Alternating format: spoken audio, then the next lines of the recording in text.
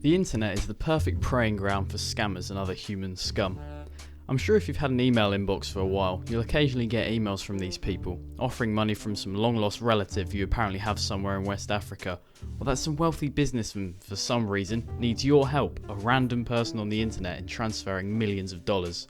Obviously, the money they offer you doesn't exist, and you should never respond to these people, or else you get more scam emails.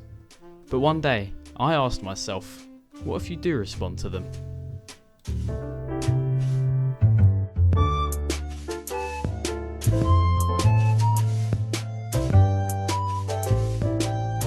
Before we start, I just have to say, only do this if you know exactly what you're doing. Make sure to use a false email, fake your credentials, and use a VPN if possible.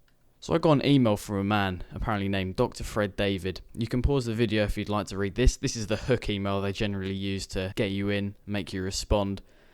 But it's a sob story stating that he was diagnosed with cancer, and now on his deathbed he's realised that he was too selfish in life and wants to give back. So he apparently wants to transfer $40 million into my account, and I have to distribute some of it to charity, and I'm allowed to take my own personal cut. This type of scam is called an advance fee scam. The criminal will offer you a sob story to make you feel sorry for them, then ask you to pay a fee to receive some non-existent money.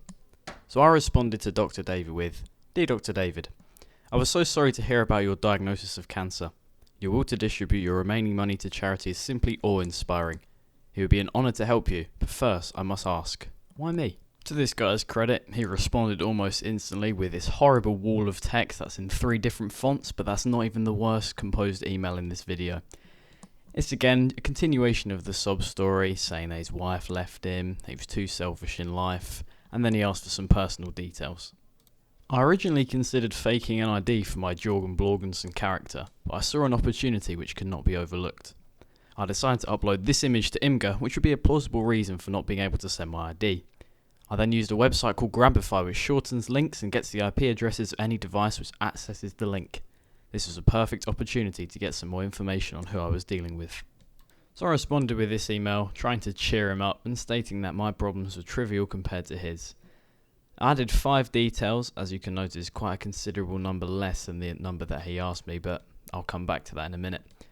You can also see that I added the shortened link, so as soon as he clicked on that I would be able to have full access to his IP address. I also used the excuse of not having access to a mobile phone to excuse myself from having to add a mobile phone number. But all of this fake information was not enough for our thirsty friend, who now asked for a full home address and a landline number. I added an address which is non-residential, and I gave myself an excuse for not having to add a phone number. The problem is that most scammers will reuse the information that you give them, whether it's genuine or fake, so be careful with the amount of information you give them, as they might be able to use this information to create more plausible scams in the future. I was now on to phase 2 of the scam, where they get another email address to contact you. However, these two are probably the same person in reality. Now, if you thought our friend Dr. Fred David was good at composing emails, you should see his lawyers. It makes my eyes bleed. Quite standard stuff. You need to confirm your details and confirm delivery and pay a fee. I also want to draw your attention to the fact that this email is signed off by a man named Alan Jones. That will be important in a second. Unsurprisingly, I'm now being asked to pay a €13,850 fee to receive the 40 million. They then continued to explain to me what the fee was needed for and attached 2 pictures of some consignment boxes. I don't know, man. Looks legit enough for me. I decided to turn the heat up a bit, so I responded with this email to a Ms. Wu. As you can notice, that's not who the other email was written from. However, the guy did not notice this, and there we have the proof that he's not really paying attention and we can do whatever the hell we want. However, at the same time I got an email from our good friend Dr. Fred David saying, "I did not receive your ID. Just check on attachment and attach the ID card for me now." I decided to reiterate what I said in the original email, resending the link and asking him to click it. And sure enough, he did click it. The IP address led to a country in West Africa called Benin and a city in that country called Cotonou.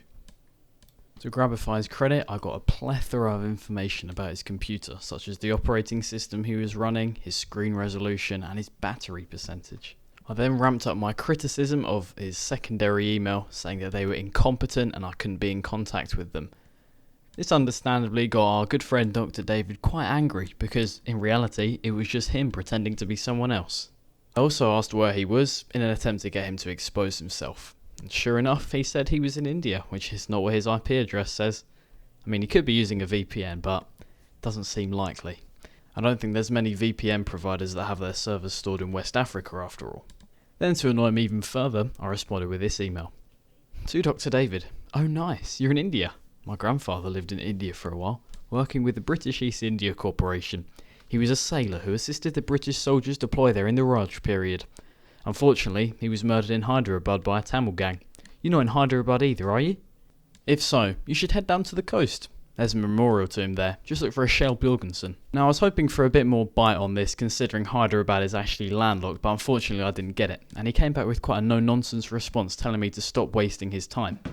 At the same time, I was also berated by our good friend Alan Jones. I can't even remember what he's called to be. Yeah, Alan Jones / Mrs. Wu. I mean, they're the same person now. Also berating me. They were accusing me of having a joke.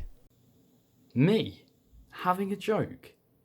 Isn't that a bit unprofessional from a bank? I then responded to Miss Wu Alan Jones with this. Excuse me, I'm not here to joke either. I think you are the one here who is joking. You're trying to force a dying man to pass on his 40 million. How disgusting, you should be ashamed of yourself. I wish to help Dr. David with his mission, but I refuse to cooperate with your business.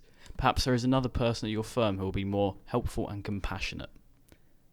I expressed my concern to Dr. David, saying that I think he might be being scammed here by Mrs. Wu, Alan Jones, whatever his bloody name is, which is incredibly ironic, but still, he wasn't having any of it. So I decided this is where I was going to end it, with this email. To Dr. David, I hate to berate a dying man, but you're being a bit of an arse here. You're being coerced into allowing me, your God-sent friend and benefactor, to spend $14,000. I cannot believe that you would allow this to happen. You know what? I think I now know why your wife left you. You're being a fool. I cannot let this happen anymore. Take the 14,000 off of my cut of the 40 million and you deal with these scoundrels yourself. And we finally reached the end game. He basically signs off. As you can see, this email is written by a broken man and he signs off with, God bless you, goodbye. Now I have to admit, doing this was very fun, but like I said at the beginning of the video, you shouldn't do this unless you know exactly what you are doing, because you are dealing with criminals here, and criminals have access to resources where they can track you. If you use any of your personal information, then it will be used for identity theft, so be very careful. Also, if you thought I was being a bit harsh on the guy, do your research. There's tons of cases of this online. A lot of people do it for fun actually, and you can see that these people really do not care. They'll take money from people who need money for an operation. They'll take it from people who are starving. They do not care. I'm just simply wasting their time so they can't scam people who will actually fall for it. Thank you very much for watching this far, and I'll see you later.